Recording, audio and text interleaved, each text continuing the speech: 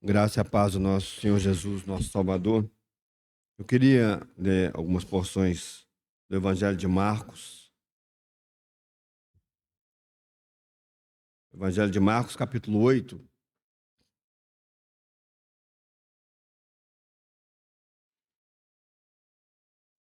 Marcos, capítulo 8, a partir do versículo 11.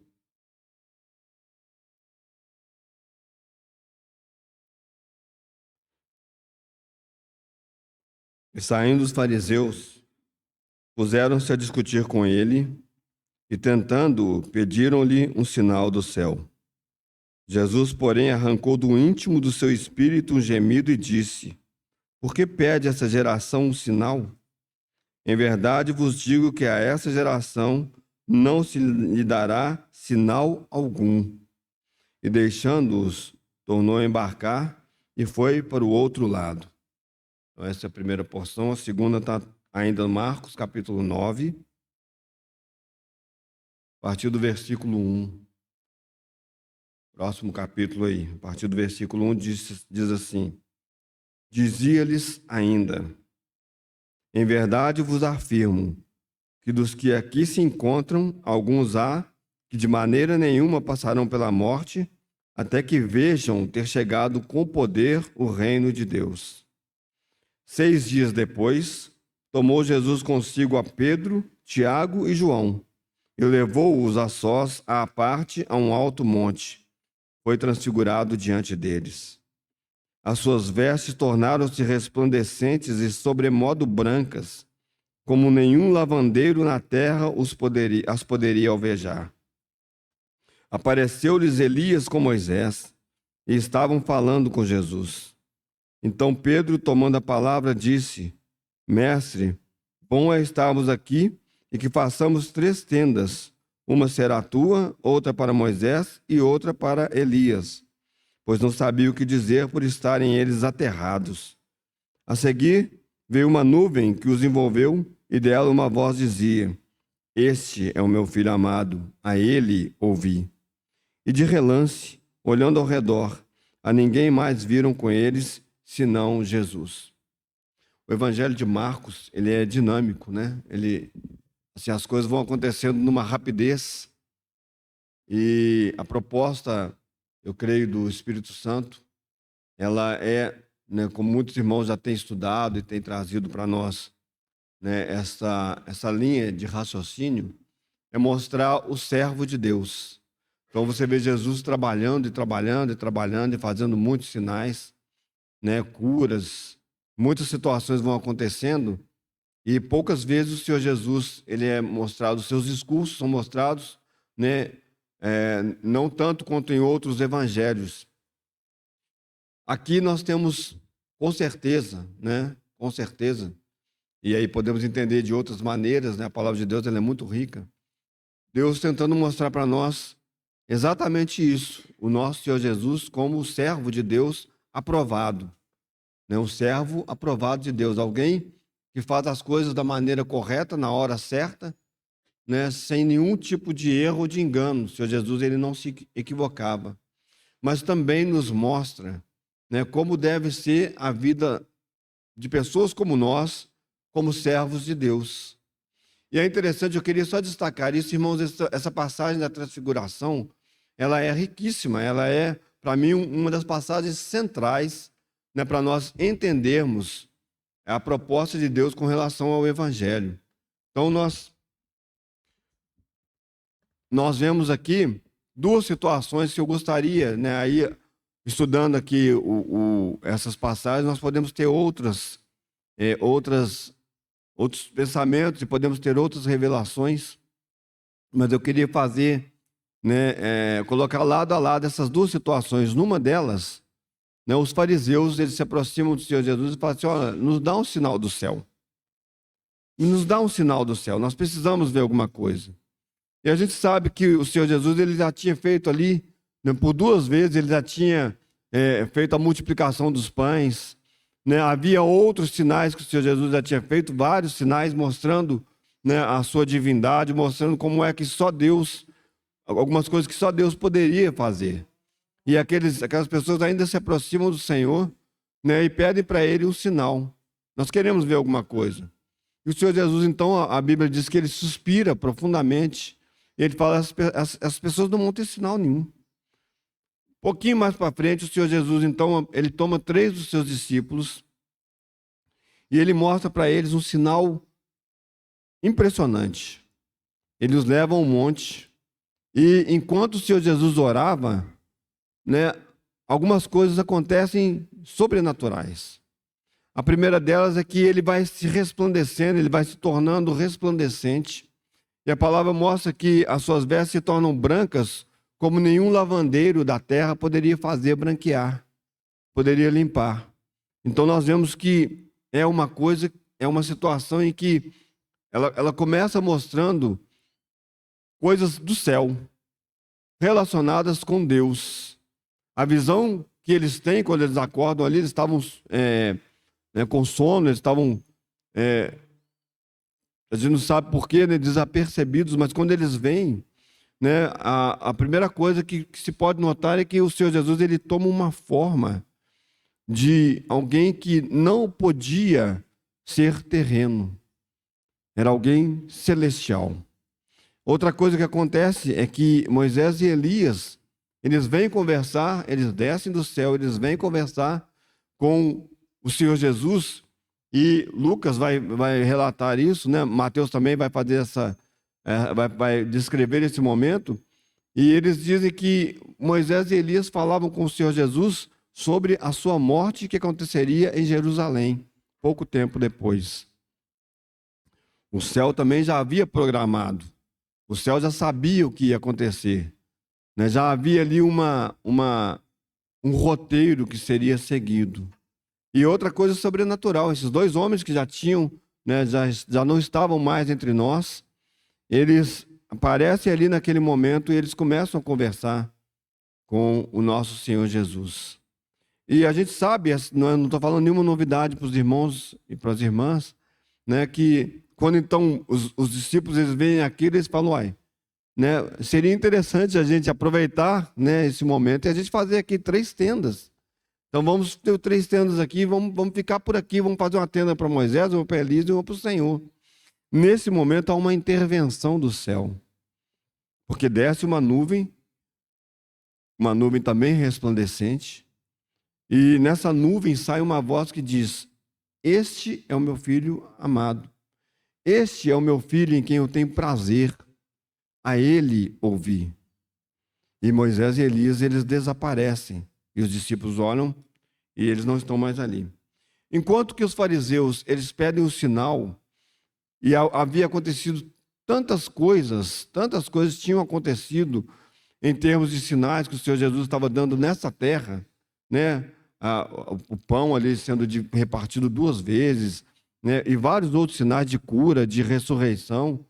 Enquanto os fariseus eles pedem um sinal, porque as coisas que aconteceram não os tinha convencido, eles não estavam convencidos de quem era o Senhor, apesar de vários sinais. Deus agora mostra para 3 pessoas, para os seus discípulos, um sinal que não havia dúvida alguma, que dizia e que apontava que Jesus Cristo era o Messias que deveria vir a esse mundo. E mais do que isso, o próprio Deus encarnado. O próprio Deus encarnado. A gente vai notar que depois os discípulos ainda têm dificuldades, como temos ouvido recentemente. Eles ainda estão preocupados com quem vai ser o maior, eles vão preocupados com algumas situações desse mundo. Mas, irmãos e irmãs, esse fato que aconteceu aqui, ele deve nos tirar de um lugar comum para onde nós estamos, nos lugares celestiais. O Senhor Jesus é Deus. O Senhor Jesus é o Messias que deveria vir a esse mundo. E ele não está limitado às coisas deste mundo. O que nós vimos, e aí nós não vimos com os nossos olhos, esses olhos que veem coisas da terra, né? Porque as coisas elas acontecem e muitas vezes elas passam, né? Então nós não somos muitas vezes levados a uma vida de santificação, porque espirituais, nós vimos algo celestial. Nenhum de nós que está aqui hoje, que já creu no Senhor Jesus, está aqui diante de um momento desse, porque alguma coisa aconteceu, você foi curado de uma doença.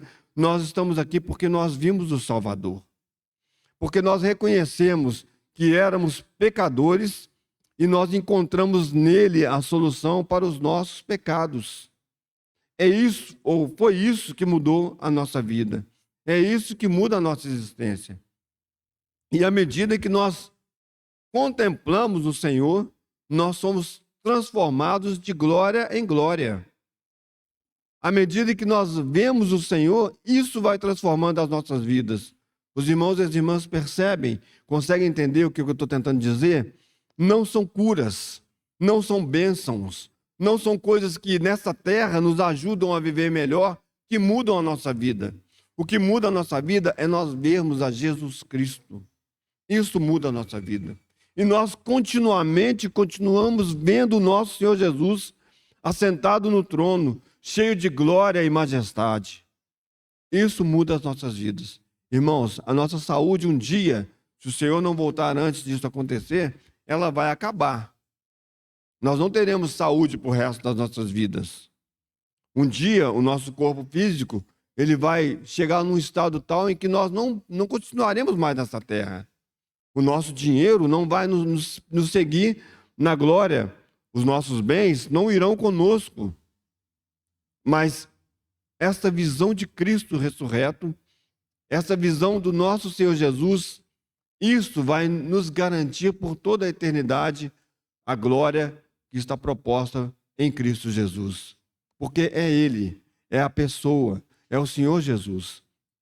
O sinal que o Senhor Jesus não deu para os fariseus, porque eles estavam preocupados em verem coisas, Ele deu para os seus discípulos, para que eles vissem o reino de Deus chegando a essa terra.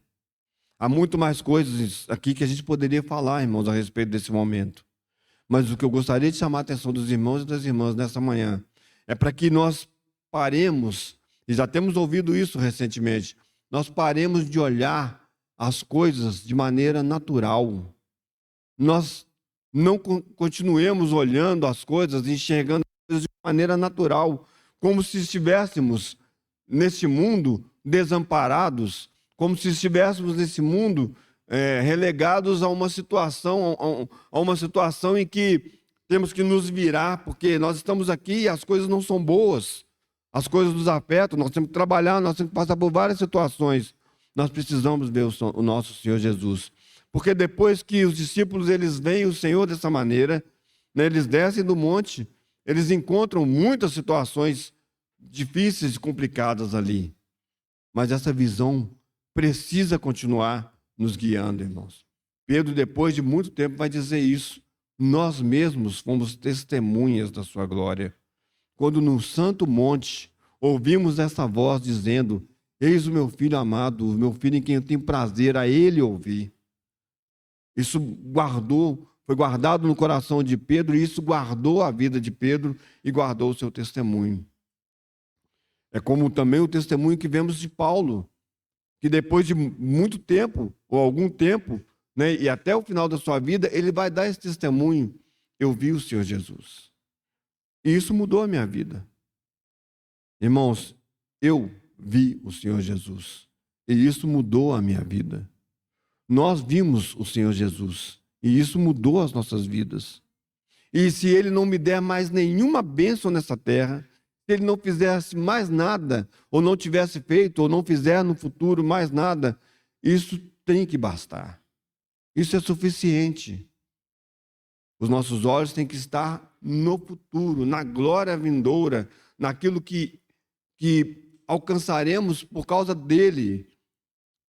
Mas pelas suas misericórdias, que são muitas ainda hoje, irmãos. Ainda hoje Ele continua nos cumulando de bênçãos. Porque Ele sabe que somos pó. Graças a Deus por Jesus Cristo. Jesus Cristo é completo, perfeito, e a sua obra é perfeita e completa. Porque é Ele. Porque foi Ele que se deu. Então, que nos aproximemos desse momento com esse desejo nos nossos corações. Senhor Jesus, nós não queremos nos lembrar dessa semana como uma semana em que o Senhor nos abençoou tanto, embora nós tenhamos que agradecer por isso. Nós estamos aqui nessa manhã. Nós não queremos olhar para a semana que vem pensando, Senhor, eu preciso que o Senhor me abençoe nessa semana também. Mas nós queremos olhar para a semana passada e dizer, eu vi o Senhor Jesus tantas vezes. E olhar para a semana que começa e para os dias que virão, pedindo ao Senhor que eu continue vendo o Senhor. Na angústia, na alegria, na falta, na abundância, em todas as coisas. Precisamos, irmãos, vermos o Senhor Jesus na sua glória. E que Ele nos conduza, né, para que, assim como aconteceu naquela situação lá no caminho de Emaús, naquela casa, que ao partirmos o pão, os nossos olhos sejam abertos, irmãos, né? E nós possamos enxergar o nosso Senhor Jesus ressurreto, glorioso, assentado no trono. É isso que te pedimos nessa manhã, Senhor. Se há alguma coisa nesse momento que devemos pedir a Ti, Senhor, é que nesse momento, Senhor, os nossos olhos sejam abertos para glorificarmos a Ti como o Senhor merece ser glorificado, Senhor. Para darmos louvores a Ti, Senhor, porque o Senhor ressuscitou da morte. O Senhor venceu a morte, Senhor. O Senhor venceu o pecado, Senhor. O Senhor, ainda nesse mundo, Senhor, o testemunho que temos da Tua palavra, Senhor, é que esse mundo não podia Te conter, Senhor. Esse mundo, Senhor, não podia, Senhor, fazer o que quisesse contigo, Senhor. Tudo o que aconteceu foi porque o Senhor permitiu, Senhor. E ainda hoje, Senhor, nós aqui nesse mundo, Senhor, nós não estamos jogados de qualquer forma, Senhor. Nós também estamos nas Tuas mãos eternamente, Senhor. E essa é a Tua obra bendita e gloriosa, Senhor. Queremos ver a Ti, Senhor. Senhor, e Te agradecemos, Senhor, porque há possibilidade nessa manhã, pela obra que o Senhor fez no Calvário, Senhor. O Senhor já abriu os nossos olhos, Senhor, para enxergarmos que o Senhor é o nosso Salvador, Senhor. E um Salvador poderoso, não é um Salvador limitado. Bendito é o Teu nome, Senhor, porque ainda nos dias das nossas vidas, Senhor, podemos testemunhar, como fazemos nessa manhã, Jesus Cristo vive, Jesus Cristo é o Senhor, Jesus Cristo virá em breve nos buscar. Glórias sejam dadas a Ti, Senhor, porque uma mesa como essa, que parece simples, nos dá um testemunho tão tremendo e poderoso de um Rei eterno que morreu, mas que vive e que reina eternamente. Louvado seja o Teu nome, Senhor, por ter nos incluído no Teu reino, Senhor.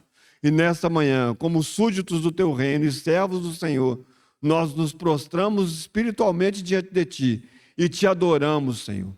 Tu és digno de toda a glória, de toda a honra e de todo o louvor. Bendito seja o nome do nosso Salvador Jesus Cristo. Amém. Todos os que já viram o Senhor Jesus são convidados a participarem desse momento. Todos, né? Se alguém, uma criança, um jovem, se alguém ainda tem dúvida no coração, né, esse é o momento de você pedir ao Senhor Jesus que abra os seus olhos e que você seja abençoado com esta grande bênção de ser tirado das trevas para a luz, da morte para a vida, para conhecer o Senhor Jesus, que é o nosso grande e glorioso Salvador.